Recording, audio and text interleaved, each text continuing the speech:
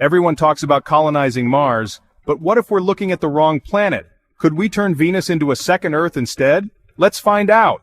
Why even consider Venus? Venus is Earth's twin, almost the same size and gravity. Closer than Mars, Venus is just 38 million kilometers away, while Mars is 54 million kilometers at its closest. But there's a problem. The surface is 900 degrees Fahrenheit, hot enough to melt lead, and the air? Toxic carbon dioxide with clouds of sulfuric acid.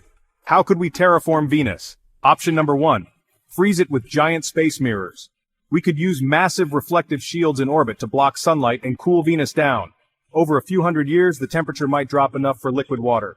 Option number 2. Engineer the atmosphere with bacteria. Some bacteria can absorb carbon dioxide and release oxygen.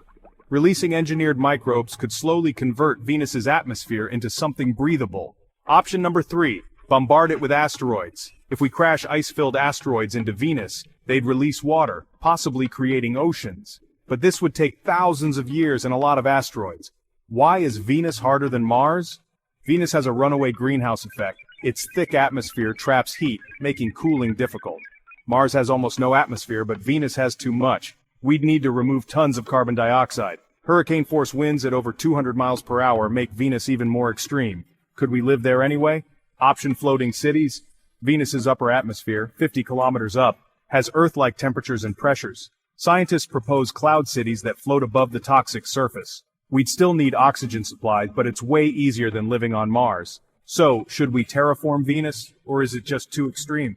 Drop a globe and fire emoji in the comments if you think we should colonize Venus instead of Mars. Like, share, and follow for more crazy space ideas.